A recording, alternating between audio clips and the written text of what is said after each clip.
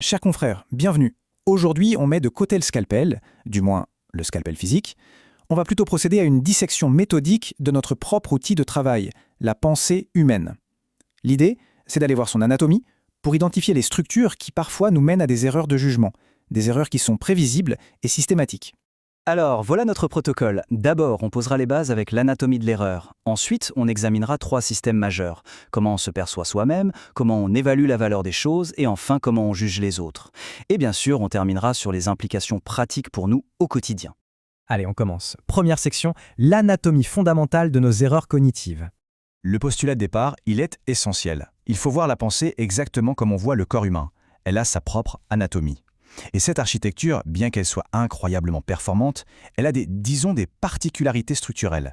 Ce ne sont pas des maladies, ni des défauts personnels. Non, ce sont des caractéristiques universelles qui, de temps en temps, génèrent des erreurs systématiques. Comprendre cette anatomie, c'est la toute première étape pour affiner notre diagnostic, y compris notre propre autodiagnostic. Passons maintenant au premier système qu'on va mettre sous le microscope, le soi.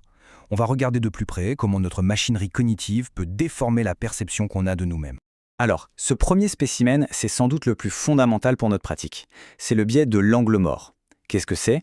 C'est notre incroyable capacité à diagnostiquer les biais chez nos patients, chez nos confrères, tout en étant presque complètement aveugles à nos propres biais. C'est ça, toute l'ironie de ce sujet. On a tous déjà vécu cette situation, pas vrai ? On voit un confrère qui ne retient que les études qui vont dans le sens de son diagnostic favori, un cas d'école de biais de confirmation. Et au même moment, nous, on est absolument persuadés d'être totalement objectifs. C'est un mécanisme de défense en fait, une défense très puissante qui protège l'image qu'on a de nous-mêmes en tant que praticiens parfaitement rationnels.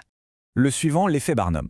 Celui-ci, il décrit notre tendance à lire une description de personnalité très générale et à se dire « Ah oui, c'est tout à fait moi ». C'est un portrait hyper précis. C'est le moteur de toutes les pseudosciences évidemment, mais attention, ça peut aussi s'immiscer dans des évaluations psychologiques qui ne sont pas rigoureusement standardisées. Prenez une phrase comme celle-ci par exemple. Vous avez un grand besoin d'être aimé, mais vous êtes parfois critique envers vous-même. Eh bien, une immense majorité de la population va trouver que ça lui correspond parfaitement. Et pourquoi ? Tout simplement parce que c'est assez vague pour s'appliquer à tout le monde. La personne en face y voit une analyse profonde, alors qu'en réalité, c'est une généralité qui n'apporte aucune information réelle. Dernier élément de ce premier système, l'effet de projecteur. Ici, c'est une sorte d'erreur de calibrage de notre conscience sociale. Notre cerveau a tendance à surestimer, et de beaucoup, l'attention que les autres portent à ce qu'on fait, à notre apparence et surtout à nos erreurs. L'exemple de la petite tache de café sur la blouse juste avant la visite est parfait. On ressent un stress complètement disproportionné, on est certain que c'est la seule chose que l'équipe ou les patients remarquent. Pourtant, les études le montrent. Dans la grande majorité des cas, absolument personne ne l'a vu. C'est notre esprit qui braque sur nous un projecteur qui, en réalité, n'existe pas. Bon, notre dissection nous amène maintenant au deuxième grand système, celui qui s'occupe de l'évaluation de la valeur. Ici, on va voir comment nos jugements sur le risque, le bénéfice ou la probabilité sont par construction souvent faussés. Premier exemple, l'effet de dotation. C'est très clair ici, on voit une séparation nette entre la valeur objective, la valeur de marché d'un bien, et la valeur subjective qu'on lui donne à partir du moment où il nous appartient. Le simple fait de posséder quelque chose augmente sa valeur à nos yeux. C'est un facteur important à avoir en tête, par exemple, quand on doit décider d'investir ou non dans un équipement médical coûteux qu'on utilise déjà. Passons maintenant à l'heuristique d'affect. Ce graphique l'illustre très bien. En gros, il montre comment notre état émotionnel du moment peut complètement court-circuiter une analyse rationnelle des faits. Si on est dans une émotion positive, disons après un succès clinique, on va avoir tendance à voir les bénéfices d'une nouvelle procédure comme étant très élevés et les risques très faibles, et inversement après une complication. Et ça, c'est indépendamment des données statistiques réelles. Et pour finir sur ce système, l'erreur du parieur. C'est une mauvaise lecture fondamentale des probabilités. Après une série de résultats identiques, mettons 5 fois rouge à la roulette, notre cerveau s'attend à une sorte de rééquilibrage. Il se dit logiquement le prochain c'est noir. Sauf que non. Les événements aléatoires n'ont pas de mémoire. Chaque tour est indépendant. C'est un piège classique quand on interprète des séries de résultats, que ce soit au laboratoire ou en clinique. On arrive à notre dernier champ opératoire pour aujourd'hui, le jugement d'autrui. On va examiner les structures cognitives qui viennent altérer notre façon d'interpréter les autres et les normes sociales. Commençons par le biais de faux consensus.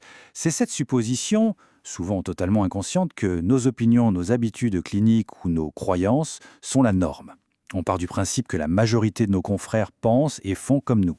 En fait, on projette notre propre vision du monde et on la considère comme la vision par défaut. C'est un cas de figure très fréquent dans nos services. On est surpris, parfois même un peu choqué, qu'un confrère puisse avoir une opinion radicalement différente sur une question de santé publique qui, pour nous, semblait évidente. Eh bien, cette surprise, c'est le symptôme même du biais. Ça montre qu'on n'avait tout simplement pas envisagé qu'une autre perspective normale puisse exister. Analysons maintenant le biais d'autorité, un mécanisme particulièrement puissant dans nos hiérarchies médicales.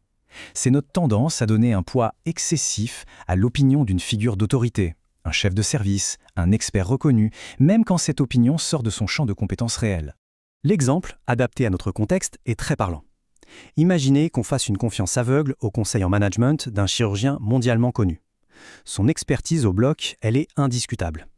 Mais ça ne fait pas de lui automatiquement un expert en gestion hospitalière. Le biais d'autorité nous fait mélanger les deux et ça peut avoir des conséquences organisationnelles assez sérieuses. Bien, on referme notre champ opératoire. Il est temps maintenant de synthétiser nos observations et de passer à la conclusion clinique. Notre dernière section, conscience et pratique. Si on doit retenir 3 choses de cette dissection, ce sont celles-ci. Premièrement, ces biais font partie de l'anatomie cognitive de tout le monde, ce ne sont pas des failles personnelles. Deuxièmement, connaître tout ça, ce n'est pas pour juger les autres, c'est un outil diagnostique pour notre propre processus de décision.